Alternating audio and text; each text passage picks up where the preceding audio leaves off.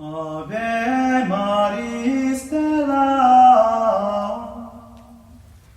Hello and welcome back to Vatican II in a Year. This is your host, Father Matthew Schneider. I am a priest of the Legion of Christ, and I teach theology. This is a podcast on the Starcrest Production Network at sqpn.com. Today, we're on day 286. We're covering Presbyterium Ordinis 14 on following God's will in the priesthood. At least that's how I summarized it beforehand.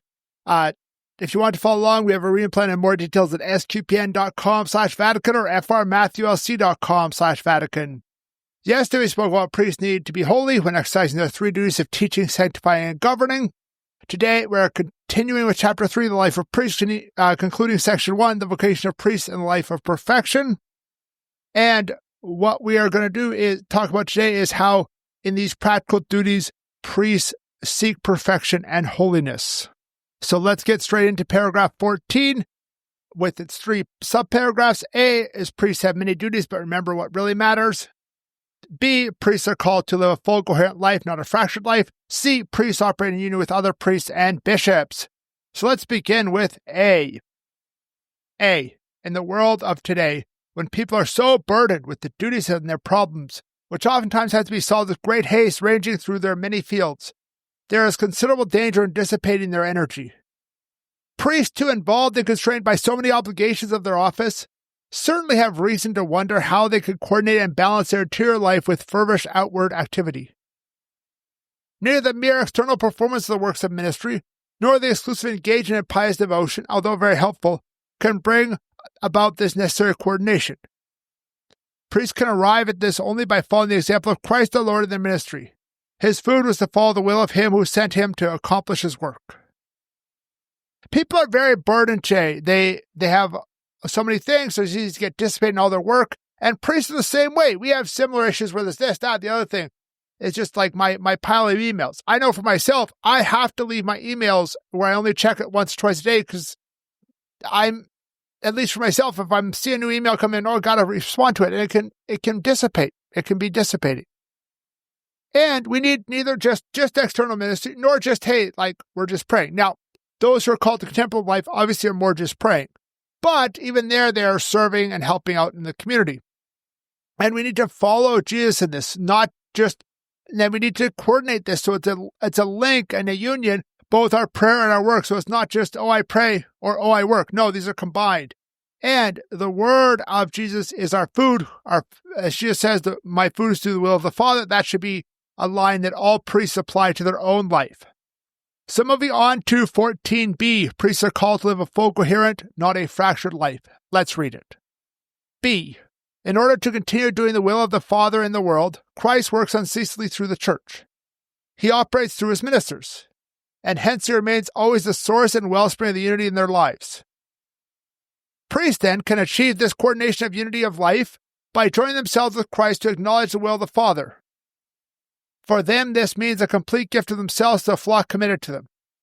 Hence, as they fulfill the role of good shepherd, in the very exercise of their pastoral charity, they will discover a bond of priestly perfection which draws their life and activity to unity and coordination.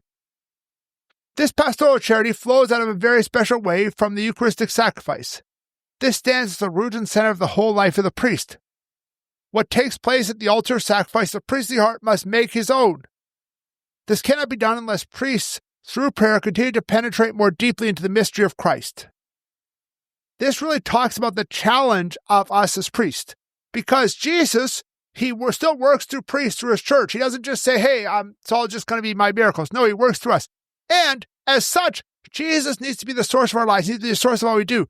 And we need to have that charity call like Jesus did. We need to sacrifice like him. We need to live as good shepherds, guarding our flock, protecting our flock, guiding our flock like he did. We need to be like Jesus. And we make this sacrifice, this Eucharistic celebration, the center of our lives. That's what it means to be a priest. To being a priest is not say, hey, I have like this or that, or I'm super smart, or I'm super charitable, things like that. Those are important. We need priests who are, you need a certain level of intelligence, you need a certain level of charity, but certain priests are going to be exemplary in those. But all priests need to be sacrificial at the altar. That is the whole. That is the goal. And our whole life need to become more and more like Jesus. Obviously, This is not going to be something instantaneous where, boom, you're ordained and you're going to live perfectly like Jesus. But each day as a priest, I need to do an examination of conscience at the end of the day and say, how has my life become more like Jesus? How have I lived more like Jesus wants me to live? How have I lived more that way that brings Jesus into the world brings the world to Jesus? That's a real question that we priests have to ask ourselves, because we need this coherence, this whole life lived with, for, and like Jesus. Now, moving on to 14c, our last subparagraph. Looks like we're going to be a little shorter today. It talks about how priests operate in union with other priests and bishops. Let's read it. C. In order to measure and verify this coordination of life in a concrete way, let priests examine all their works and projects to see what is the will of God, namely to see how their endeavors compare with the goals of the gospel mission of the church. Fidelity to Christ cannot be separated from faithfulness to the church. Pastoral charity requires that priests avoid operating in a vacuum, and that they work in a strong bond of union with their bishop and brother priests. If this be their program, priests will find coordination and unity of their own life in the oneness of the church's mission. They will be joined with the Lord and through him with the Father and the Holy Spirit. This will bring them great satisfaction and full measure of happiness. So we, as priests, we need to work in a way that corresponds to the gospel. And we need to make all of our work that way. We need to bring the faith of Jesus, but also the faith there. And there's the whole question here about being lone wolves. As I've noted previously talking about this document, the church has been really strict in the last few hundred years of getting rid of priests who do not have any superior. So we always have to be under a religious superior or a bishop for any operation as a priest. And here it's talking about this union. We are not, and the union with priests and bishops, obviously local ones, but then also as a religious, it's under my religious superiors. As noted in the beginning, this is talking about diocesan priests primarily, and then certain things apply to religious priests as well. And we adapt it a little bit, because also for me, it's not just the local priest, it's also my own community and how my own community is nationally for the province and things like that. And this is important, to be united to the Lord, united to your bishop, united to all the priests around. So we aren't operating just, I'm doing this thing on my own. No, we as priests are operating as part of the mission of the church.